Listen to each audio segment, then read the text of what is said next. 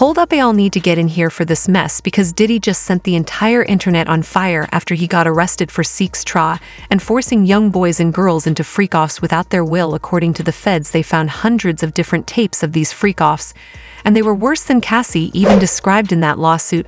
But get this, there were a lot of celebrities who were found in these tapes too, and one of them was allegedly Jayz. Yeah, y'all heard that right? Diddy is now reportedly threatening Jay and everybody else he was partnering with to help him get out of jail, or else he's going to sing like a bird and reveal everything once Diddy is officially sentenced. The powerful people he was working with are not going to let him live for much longer, because he's very aware of this, so he's putting everything out there before they take his crusty self out of here. If I was Jay-Z, I would be paying for every high-end lawyer I could get, because Diddy definitely has a lot to say, and he is not shut up. Diddy was just arrested and taken into federal custody in New York Monday night, and according to a source who spoke to TMZ, Homeland Security swooped into a Midtown hotel late Monday where Diddy was staying, and they arrested him. The feds found more than 1,000 bottles of baby oil and lubs that were seized from his homes. Diddy was also accused of making women have sex with male prostitutes until they were so worn out they required IV drips. He provided them after that because everybody would be exhausted, with some of them being so dehydrated that they would be close to dying. Diddy kept these videos to hold his leverage over his victims. Firearms and ammunition, including 3 defaced AR-15s and a large capacity drum magazine. They also seized evidence of the freak-offs, electronic devices that contain images and videos of the freak-offs with multiple victims. And they seized cases and cases of the kinds of personal lubricant and baby oil that Combs' staff allegedly used to stock hotel rooms for the freak-offs. More than 1,000 bottles altogether. Not only that, but as we speak, the case is still actively developing, and apparently the arrest was made as a result of the things that they found during the raids of his houses a few months ago.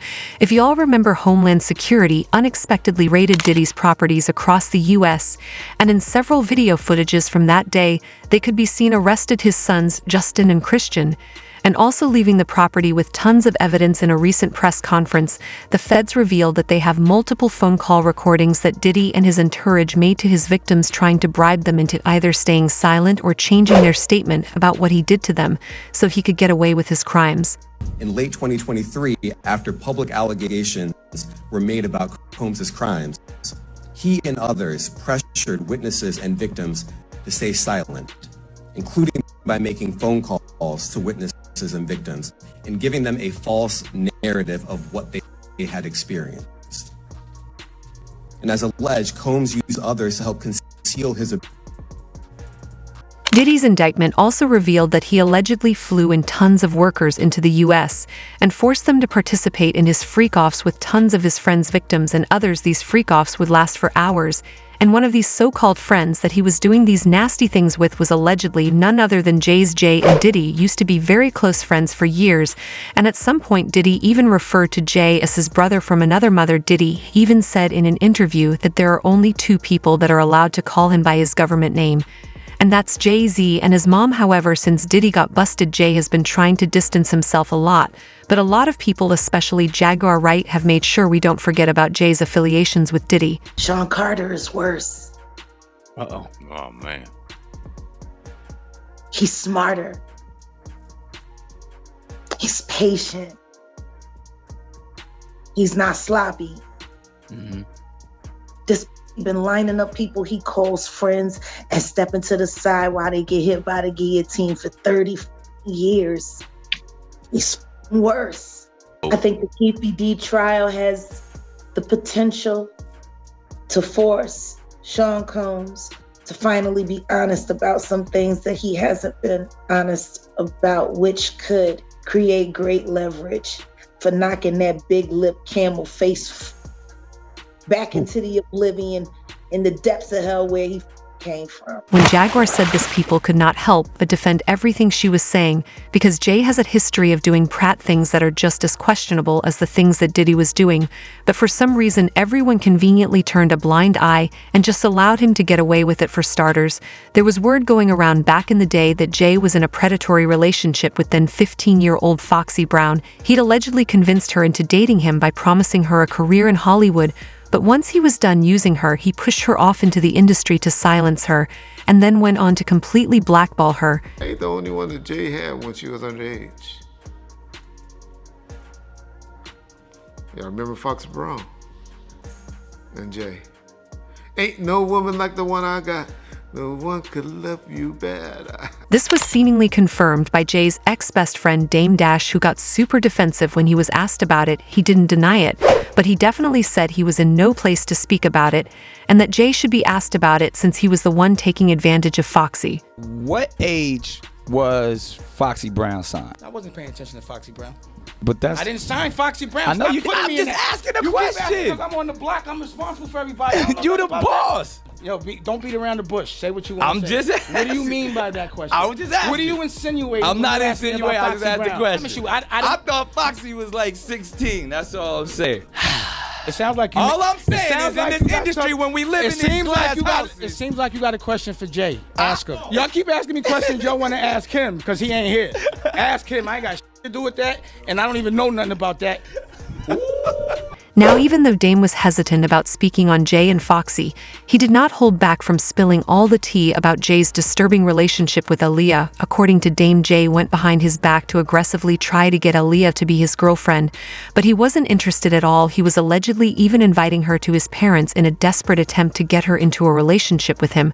But Aaliyah also had eyes for Dame, and as you can already imagine, G-Ego did not handle this rejection well. I was trying to get at her as well, and I didn't know. He was sending flowers and he was courting her. Because the rumor originally was that you were connected to Jay. Exactly. Jay and I were hanging out a lot. He's my homie. We have a lot of fun together, but we never dated. CH, this is a hot, stinking mess, but that wasn't all the wild things that Jay-Z was doing. Dame said he was forced to cut Jay off as a friend after he realized Jay was willing to do anything for power, even if that meant sacrificing the career of knave girls associating within the industry. Now, in case y'all are wondering why Dame was even saying this, well, it's because at the time that R. Kelly was exposed for messing with underage girls and even faking documents to Mariah, when she was 15, Jay was still shamelessly supporting R. Kelly and even made an entire joint with him. He was basically saying he didn't give a care in the world about them victims, and he was still helping R. Kelly's career. Of having a whole album with myself and R. Kelly was just to see how it would come out was just an amazing prospect. So we put it together, man. We started coming up and here we are. A real hot mess, but it gets even worse because when Aaliyah passed away in that fatal plane crash, it was rumored that her death was a sacrifice and that some of the industry elites, aka Jay-Z and R. Kelly, had allegedly orchestrated that as a sacrifice to the Illuminati. These rumors got fueled when the details of her strange were released. It turns out Aaliyah was never even supposed to be on the plane that day. She was given a sedative without her consent, and what she went unconscious, they put her in against her will. Unfortunately, Aaliyah and Foxy were not the only women who were alleged victims of Jay-Z, because there's also his rumored pregnant mistress, Kathy White, who he reportedly unalived after she threatened to go public about their secret affair at the time of Kathy's mysterious death. It was also reported that she had died from a brain aneurysm, but of course this was just a load of BS to hide the truth. The crazy thing is everybody bought this brain aneurysm story, but the popular blogger Hollywood Street King was on a whole different type of time, and he took it upon himself to do his own investigation. And girl, he did his big one. He managed to get in contact with one of the NYPD officers who was involved in investigating Kathy's death, and this officer sang like a bird. Baby Hollywood Street King posted an article about what he found out from this officer and several other people that he spoke to. And I'm going to read every word of this article to you. All the Reddit yesterday, I got the news that Kathy and Michelle White had suddenly passed away, so I quickly began my investigation. And guess what? Kathy did not die from a brain aneurysm as widely reported around the internet today, according to an NYPD detective who told me Kathy's cause of death is uncertain, and later today, we will have the autopsy and toxicology reports. Right now, the death is considered suspicious. Kathy White died exactly 1 year to the day when I broke the story of her and Jay-Z's affair.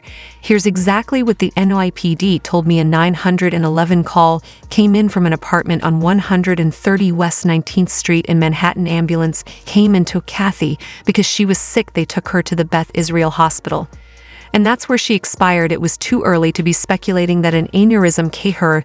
They will later be doing an autopsy to check out the cause of her death. but someone might have given Kathy a bad, so they'll do the toxicology, and we'll have to wait 2 weeks for that report. 2 weeks prior to her death, Kathy was contacted by a major tabloid that was investigating the Jay-Z connection in Diddy's crimes. And do y'all think Diddy will expose Jay-Z to y'all? Been knew what to do? Let me know your thoughts in the comment section down below. And don't forget to click here to watch this other very messy video. And thanks for watching my video.